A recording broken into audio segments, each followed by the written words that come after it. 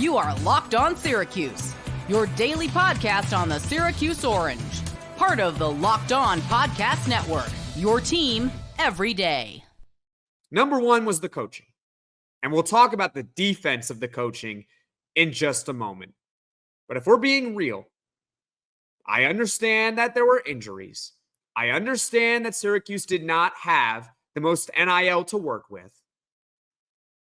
But did Adrian Autry and this coaching staff really squeeze the most it could out of this year's team? I say no. I would love to hear what you think in the comments section below, but I don't believe they did. I believe that this team should have been better than 13-18 overall and 7-13 in the ACC. If you go look at Evan Maya, which is a great college basketball analytics website, you will come to find that most of Syracuse's rotation players this season underperformed relative to their preseason expectations. It wasn't just one or two players. It was essentially everyone. There were only a few exceptions, which we've talked about before. Peter Mastorovich, Lucas Taylor, Elijah Chapa-Moore. The reason why those guys are exceptions is because they didn't really have any expectations heading into the season. So the fact that they provided something means that they outperformed their preseason expectation on Evan Maya. But from everyone else, all the big name players, J.J. Starling, Chris Bell, Eddie Lampkin even, Carlos, Davis, even Donnie Freeman when he was healthy, they all underperformed on Evan Maya's analytical tool. Is that a coincidence? Not really. At some point, coaching has to play a role.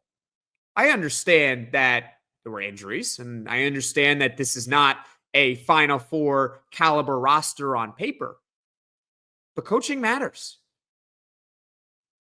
And I don't believe that Adrian Autry and this staff squeezed everything it could out of this year's team. Let's talk about the offense and defense, because I told you we're going to talk about the defense, all right? Offense. Last offseason, Syracuse lost some pretty significant pieces on offense. Judah Mintz, the main one. Quadir Copeland as well. And even to a lesser extent, Malik Brown, because he averaged about 10 points a game when he was with Syracuse. However, Syracuse's offensive output from last season to this season was actually pretty comparable. In 2024, they averaged 76.3 points a game, and that was good for 6th in the ACC.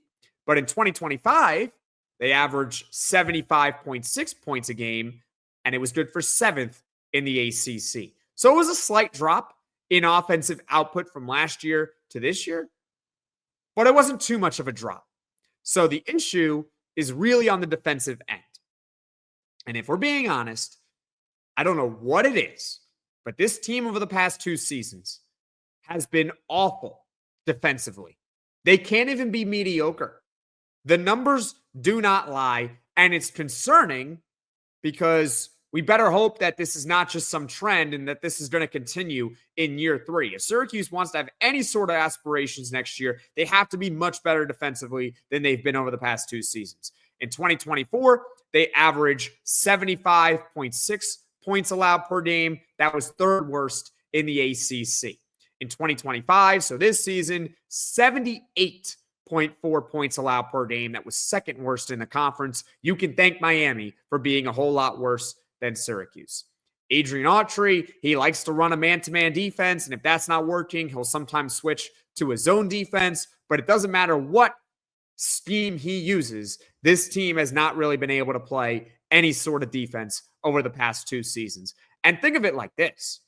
It's not even just the personnel, because Syracuse had Malik Brown last year, who was an elite defender. Quadir Copeland, I believe, got ACC Defensive Player of the Year vote or 2. I think he did, if I remember correctly. And yet they were still 3rd worst in the conference in defense. Yeah, that's not good. Again, if Syracuse wants any sort of aspirations of being a tournament team next year, their defense has to be a whole lot better. Just make it mediocre. Mediocre might be good enough. It just can't be one of the worst in the whole conference. That's the coaching side. Let's get to the players because, of course, they deserve blame as well. They absolutely deserve blame. Again, two things can be true. Coaching can be bad and the players can be bad. We're going to talk specifically about the returners and the transfers because we did Poll Fridays on them. And next week, or actually I should say this week, the Poll Friday will be about the freshmen and grading them. But we got to hold the returners and the transfers accountable as well for how bad this season has gone. Just off the top of your head, who had a good year? Who had a good year of the returners and the transfers? Who would you say had a good year? Comment in the comments section below. Eddie Lampkin, maybe? He averaged 12 points and 10 rebounds. He was essentially Eddie Lampkin. He doesn't play a lick of defense. He's a good passer. He could score a little in the post. And he can rebound. Okay, so he had a decent year. I gave him a B when we talked about the transfer portal. JJ Starling, he averaged 18 points a game, which is great. Thumbs up, right? But did he really have that good of a year? Shooting 40% from the field, 26% from the three-point line. He was more of a volume scorer than he was an actually really good scorer. Of course, I would like him back for next season, but it has to be in a much more reduced role. He simply cannot handle at least what he did this season. He just can't.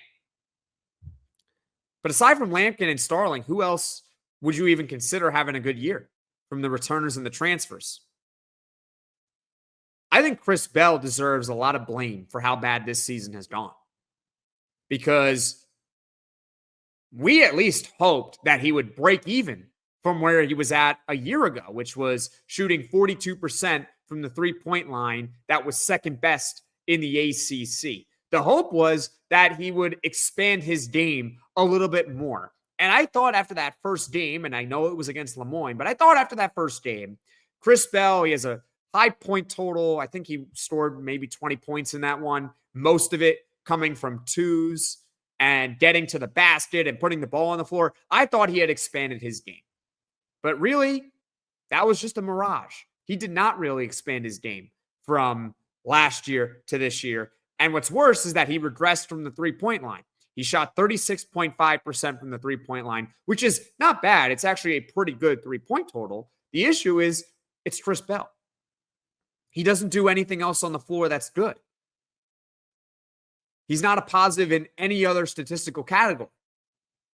It's his three-point shooting. So if he's not shooting at an elite level, he is a liability on the floor. And he did not shoot an elite level from the three-point line this season. That makes him much more of a liability. Jaquan Carlos, he's playing better as of late, but he was awful for most of this season. Jair Davis and Lucas Taylor, I guess they've been relatively okay given their roles. But even then, they're playing better now than they have been throughout the entirety of the season. Jair Davis is interesting because his field goal percentage is up, his three-point percentage is way up, but his free throw shooting really regressed this season. Last year, he was at 81% from the free throw line. This year, for whatever reason, he shot 63% from the free throw line. And folks, in case you don't know, it doesn't matter whether you play high major or mid major, the free throw line does not change. It's the same exact distance. But it regressed by 18% this season. Coaches deserve blame for this season being bad, and the players deserve blame as well.